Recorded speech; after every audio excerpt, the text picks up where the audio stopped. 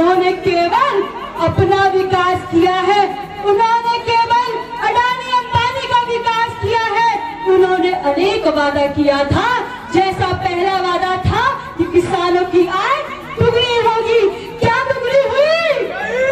उन्होंने कहा था हम महंगाई कम कर देंगे, क्या महंगाई कम हुई? उन्होंने ये भी कहा था कि 15 लाख खाते में आएगा, क्या खाता में आया? नहीं आया। और जब प्रदेश लाइन में लगे नोटबंदी में उन्होंने क्या कहा था? उन्होंने कहा था काला धन आएगा, क्या काला धन आया? नहीं आया। जब 2019 में चुनाव हो रहा था तो उन्होंने उनको लगा कि हमने कोई काम नहीं किया है। तो जो पुलवामा अटैक में जवान शहीद हुए थे उनके नाम पे उन्होंने वोट मांगा था और इस बार कहते हैं 400 पार। मैं कहती हूँ 400 हार होगा। वह संविधान हटाने वाले हैं, हम संविधान बचाने वाले हैं। मैंने सुना था प्रधानमंत्री जी चाय बेचा करते थे, लेकिन मैं तो उनको BSNL बेचते देख रही हूँ, रेलवे बेचते देख रही हूँ, LIC बेचते देख रही हूँ, LIC पेंशन बेच रहे हैं, लेकिन उनसे प्रश्न कोई नहीं कर रहा है। मैं कहती हूँ जब बीजेपी वाले आए उनसे प्रश्न कीजिए। जब एक MP 5 साल के लिए हो सकता है, एक सिपाही 4 साल के लिए क्यों? एक MP को पेंशन मिल सकती है, एक अग्निवीर को पेंशन क्यों नहीं मिल सकती है? आप उनसे सवाल कीजिए, आपका संवैधानिक अधिकार है। ये कहते थे कि हम महिलाओं के हित की बात करते हैं, लेकिन जब मणिपुर महिला चल रही थी इन्होंने कुछ नहीं बोला। जब हमारी रेस्टलेस प्रोटेस्ट कर रही थी तब भी इन्होंने कुछ नहीं बोला। हाथरस जैसे केस लाते तभी भी है कुछ नहीं बोलते हैं। प्रधानमंत्री जी आते हैं केवल मन की बात करके चले जाते हैं। मैं चाहती हूँ कोई ऐसा नेता है जो जनता की मन की बात करे।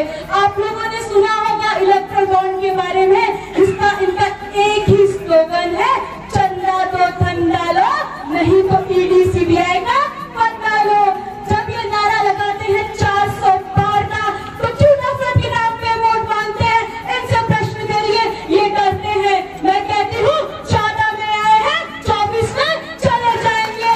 मैं आपसे निवेदन करती हूँ जब बीजेपी वाले आए इनसे पूछिए, आपके पास संविधान का अधिकार है, इनसे पूछिए कि आपने कहा था कि शिक्षा के लिए क्या किया, इनसे पूछिए आपने हॉस्टल क्या किया, इनसे पूछिए आपने डेवलपमेंट कितना किया है।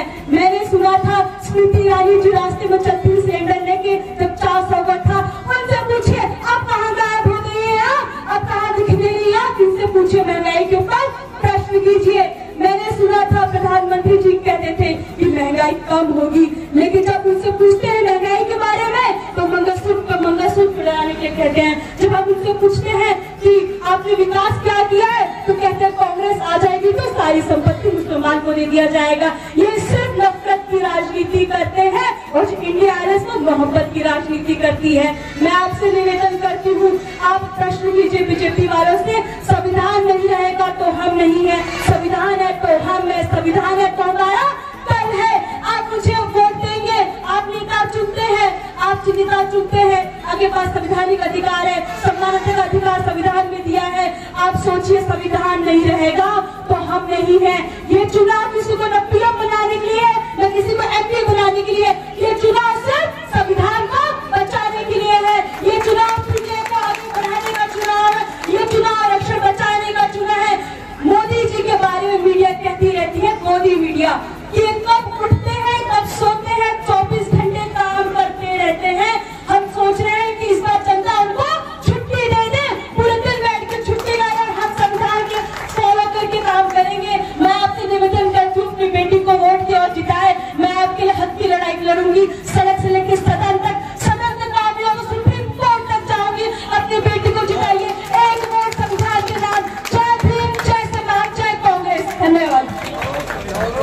बहुत बहुत धन्यवाद प्रिया जी। अब इसी कड़ी में आपको ले चलता हूँ हमारे लोकप्रिय जनप्रिय जिला अध्यक्ष आदरणीय श्री राकेश मौर्य।